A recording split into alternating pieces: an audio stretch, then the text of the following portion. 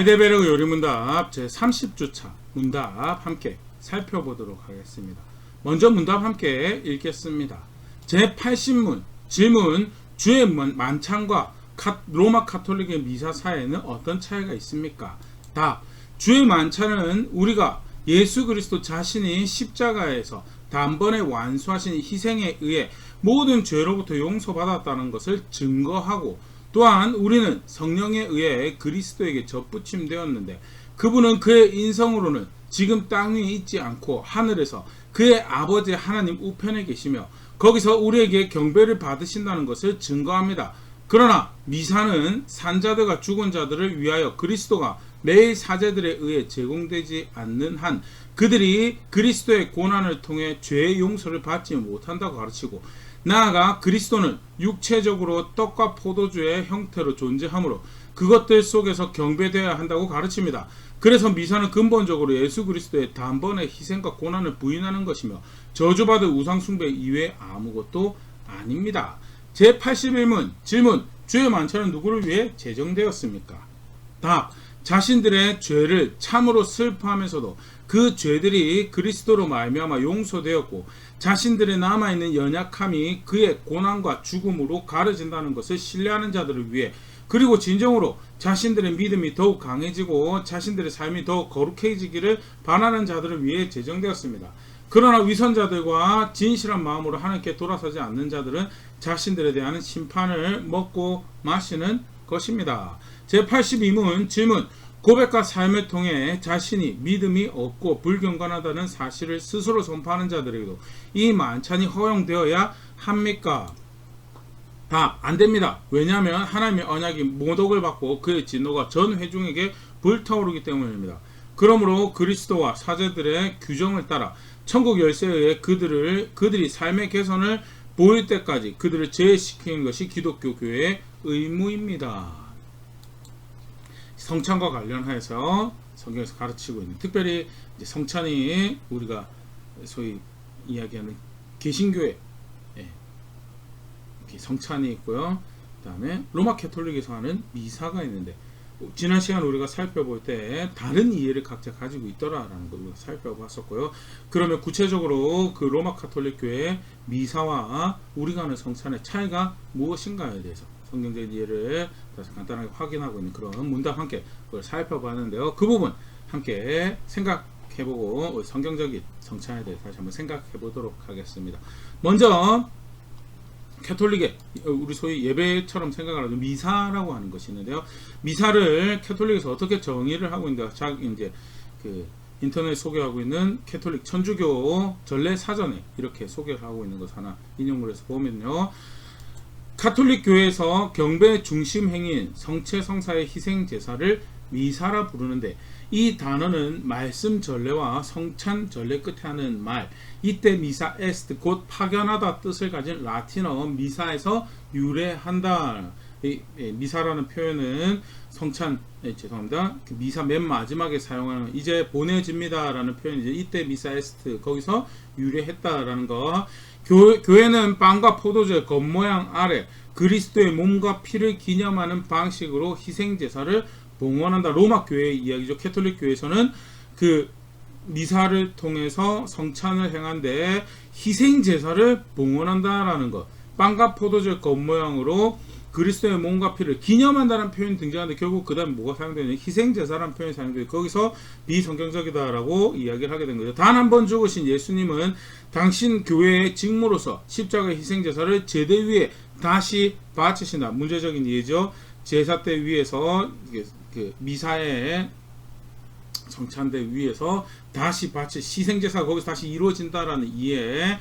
이 제사는 당신 자신을 바침으로써 얻게 된 예수님의 구속의 공로를 항구히 적용한다는 제사라는 표현을 사용하고 있는 정황이 비성경적인 이해를 확인하고 있다는 것. 특별히 미사 중에서 성찬을 행하는 것, 성체성사라고 하는데요. 카톨릭 교회 교리서라는 부분에서 1366항에 이렇게 성체성사에 대해서 이야기합니다. 성찬에는 십자가의 희생제사를 재현하고 이를 기념하며 그 결과를 실제로 적용시키기 때문에 희생제사에다가 재현한다라는 표현, 기념한다라는 표현 물론 사용하고 있지만 재현한다라는 표현과 더불어서 그것을 실제 적용하기 때문에 실제로 그것은 희생제사라고 정의하고 있는 정황들, 성경적인 이해랑은 다른 이해를 보여주고 있다는 거 볼 수 있으면 좋고, 1367번입니다. 그리스도께서 바치신 희생제사와 성찬례 희생제사는 동일한 제사, 예수님 십자가 제사와 성찬례, 쉽게 말해서 미사에서 행하는 세성사, 성찬의 희생제사는 동일한 제사이다라는 거, 굉장히 사실 어떻게 이렇게 표현할 수 있을까 싶을 만큼 사실은 성경적 이해와 다른 그런 정황을 볼 수 있고요.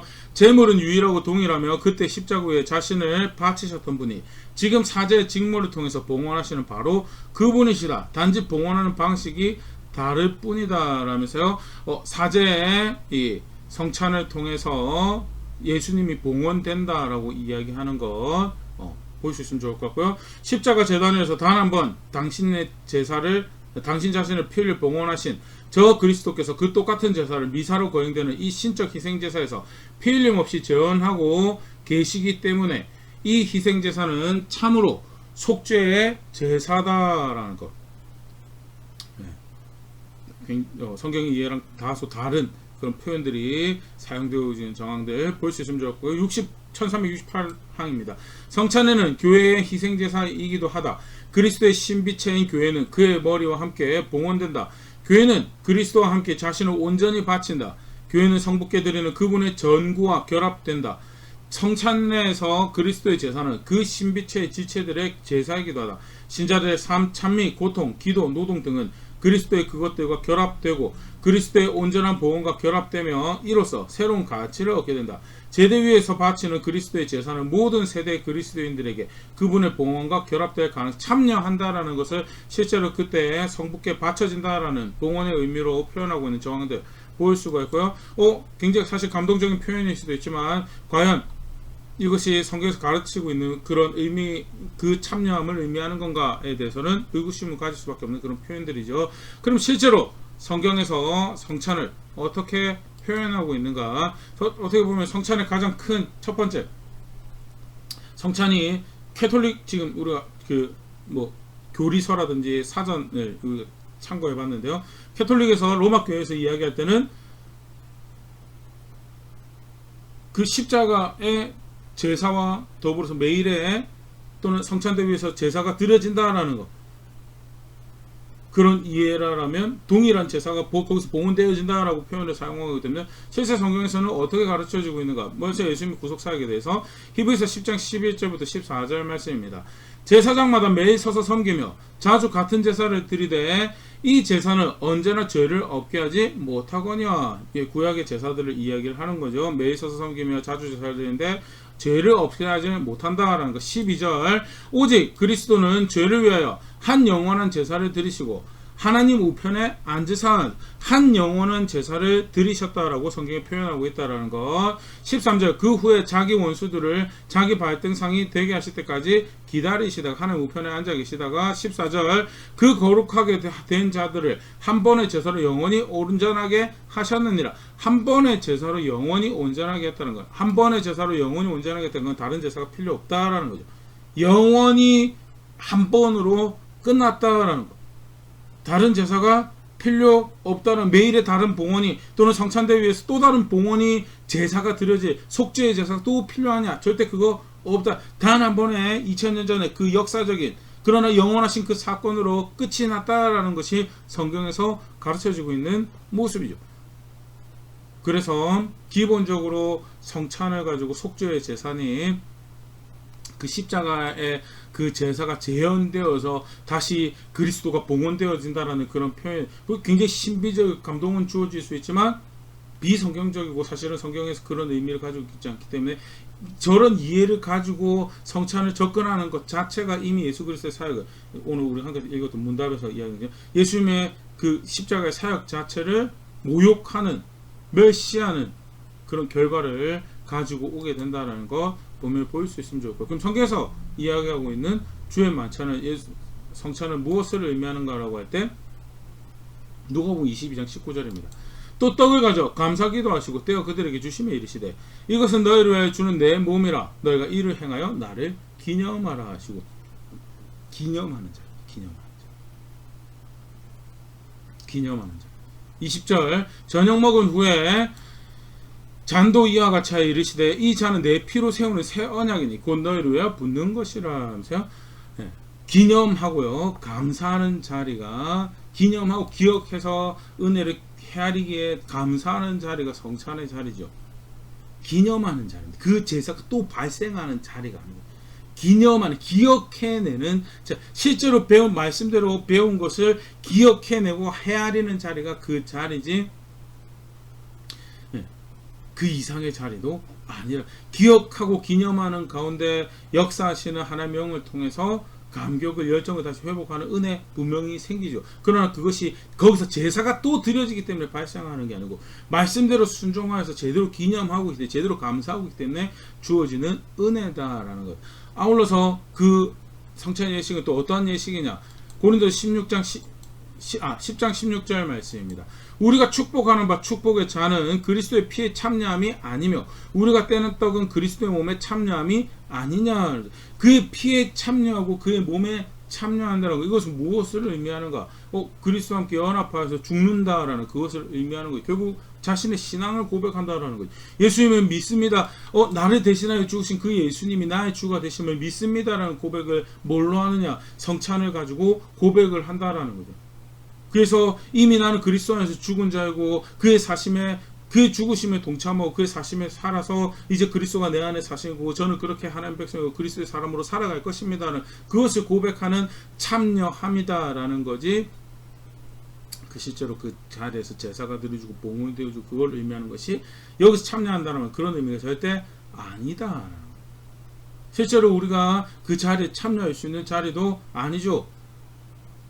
예수님의 그 죄를 대속하시는 그 자리가 내가 참여할 수 있는 그런 자리가 아니에요. 인간의 육신을 가지고 하나님 영화롭게 하는 삶을 사셨다라는 것, 그런 측면에서 우리의 본보기가 된다라고 이야기를 하는 거지, 여기서 참여한다는 것은 그가 행해 주신 일을 내가 덧입는다라는 의미지. 그래서 그 죽음이 결국 이제 나의 죽음을 의미하고 그 사심이 나의 사심을 의미하는 그걸 의미하는 거지. 우리 아까 읽어봤던 사전이나 교리서에서 나온 것처럼 그 희생제사 봉헌에 자기 자신이 드려지고 그런 절대 그런 참여함이 신앙을, 개인의 신앙, 기독교 신앙 자체가 사실 그의 죽음에 내가 연합하고 그의 사심에 내가 연합합니다라는 그런 의미를 가지고 그 신앙을 고백하는 자리가 어디냐? 그게 주의 만찬. 그래서 예수 믿지 않는 사람은 그 자리에 참여할 자격이 없다라는 것. 기념할 것이 감사할 거리가 없는 사람은 참여할 자격이 없다라는 것. 그런데도 불구하고 그 자리에 구역구역 참여해서 혹시라도 은혜가 주어지면 신앙을 가질까라는 이해로 그걸 사용하는 것은 애신앙적 출발점 자체가 순종이라는 측면이 아니기 때문에 그 성찬이라는 그 기념 예식을 만드신 하나님을, 예수님을 대적하는, 모욕하는, 우리가 마치 더 지혜로운 자인 것처럼 하는 그런 그릇된 사용의 방법이다라는 거예요. 실제로 참여자에 대해서 그렇게 정의를 하고 있죠. 고린도서 11장 26절부터 32절 말씀입니다. 너희가 이 떡을 먹으면 이 잔을 마실 때마다 주의 죽으심을 그가 오실 때까지 전하는 것임이라. 27절 그러므로 누구든지 주의 떡이나 잔을 합당하지 않게 먹고 마시는 자는 주의 몸과 피에 대하여 죄를 지는 것. 합당하지 않게 먹고 마실 수 있다라는 것. 그릇된 자세, 그릇된 생각, 그거 가지고 한 게 합당하지 않게 먹고 마시는 거죠. 그렇기 때문에 뭐가 요구되어지냐? 28절 사람이 자기를 살피고 그 후에야 성찬에 참여할 수 떡을 먹고 이 잔을 마실지니 자기를 살피라. 29절 그러면서 무엇을 살펴야 되느냐? 주의 몸을 분별하지 못하고 먹고 마시는 자는 자기의 죄를 먹고 마시는 것이니라. 주의 몸을 분별해야 된다. 주의 몸을 분별해야 된다.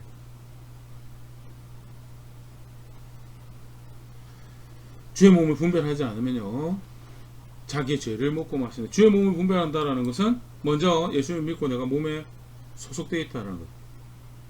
그게 주의 몸이죠.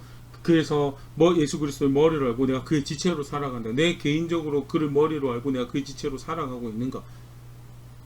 그렇지 않다라면, 그게 성실하게 진실되게 하지 않았다라고 한다면 회개하고 내가 다시 그렇게 하겠습니다라는 그 재헌신의 고백 자리가 되어줘야 되는 게 그게 성찬이죠. 그렇지 않고 기념합니다라고 주신 은혜만 헤아리고 있으면, 그거 하고 나가서 또 마치 예수 자신의 머리는 자기가 그렇게 사사로운 욕심 쫓아가서 불의를 행해도 별거 아무렇지도 않은 그런 주인 섬기고 있는 것처럼 예수 그리스도 모욕하는, 그 히브리서에서는 그 예수 그리스도에서 십자가 못 박는 짓을 한다라고 그렇게 표현을 하고 그만큼 과격하게 하는데 그러면서 은혜만 생각하고 사랑만 생각하고 기념한다는 거, 그 불가능하죠. 주의 몸을 분별한다라는 거 1차적으로 내 1대1로 머리와 몸의 관계에서 내가 진실된 자리에 서 있는가에 대해서 분별하고 제 헌신을 만드는, 아울러서 큰 나뿐만 내가 지체가 되는 그 모험 안에서 내가 바른 선택을, 바른 자리를, 정의를, 공의를, 거룩함을 살아가고 있는지 분별하고 그 안에서 또 회개해야 될 거 회개하고 바로잡아야 될 거 바로 재헌신을 하는, 그것을 두 가지 의미로 주의 몸을 분별하는 걸로 보일 수가 있고요. 그렇게 하고 내가 스스로가 몸이 되는 거가 헤아려주고 살펴지는 그 사람이야말로 참여할 수 있는 게 그게 성찬이고요.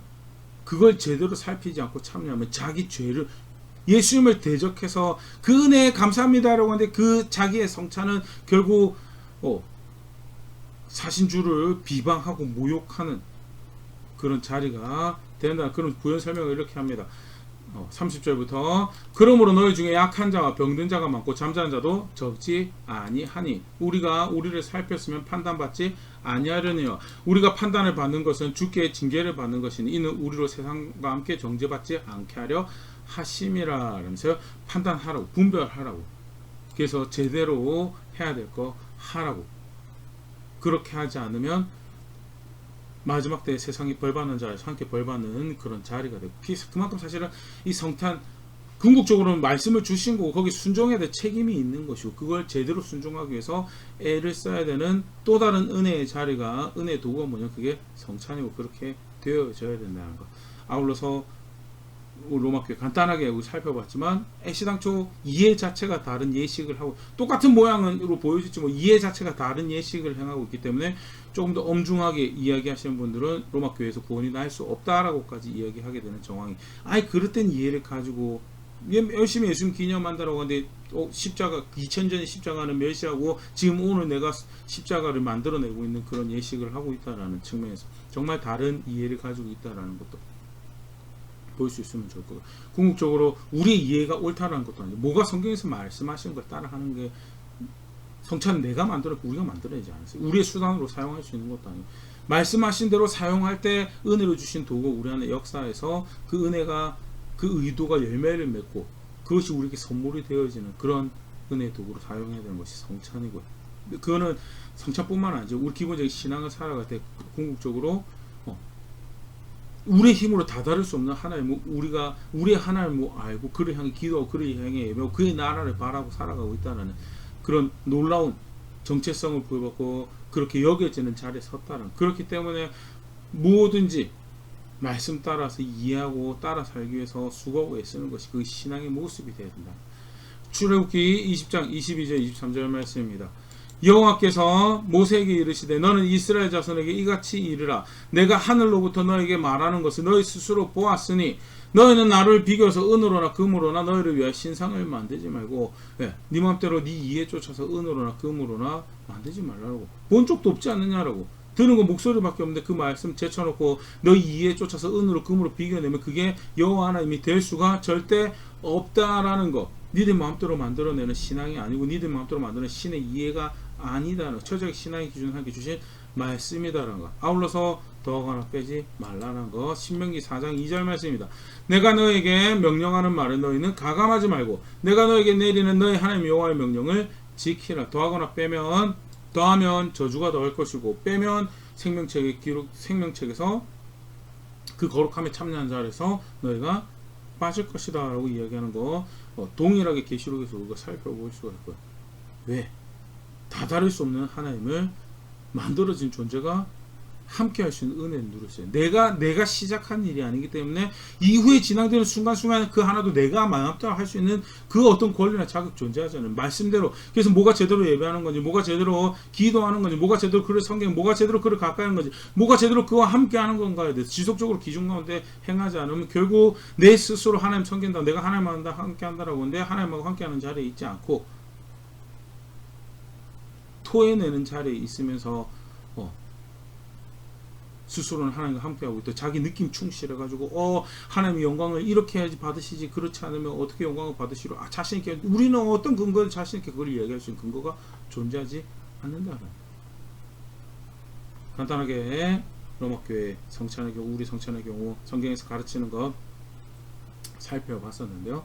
아무리 감동적이고 뭐 쉽게 생각하면 미사 때 그 제사 때가 실제로 봉헌의 제사 때가 되고 그 실제 예수님 뭔가 피로 변해지고 그 자리에서 희생의 제사가 드려지고 날 위한 속죄 그 자리를 정말 감동적인 신비로운 예식이 되겠죠. 성경에서 그건 말한 게 아니에요. 신비에 참여하는 아주 미스테리한 일이 벌어지는 것 같지만 실제로 사실은 그거는 인간의 의미를 부여한 거지, 성경에서 가르치는 기념, 과거의 그 역사가 놀라워서 뒤돌아보니 배신할 수 없는 분명한 사랑이, 분명한 은혜가, 분명한 동기가, 분명히 열정한 그게 있기에 다른 길 없고 이 길밖에 갈 수가 없네요 라고 하는 것이, 그것이 우리의 예배여야 되고 그것이 우리가 기념한다라는 우리 모든 신앙이어야 되고 그것이 우리가 결정하는 동기와 열정이, 그렇게 규정하신 대로 살아가는 것이 감사한다라고 하는, 그를 구원으로 한다는 저의 고백이 되어야 될 것이고, 그렇게 함께 성숙해져가는 우리 교회 될 수 있으면 좋을 것 같습니다.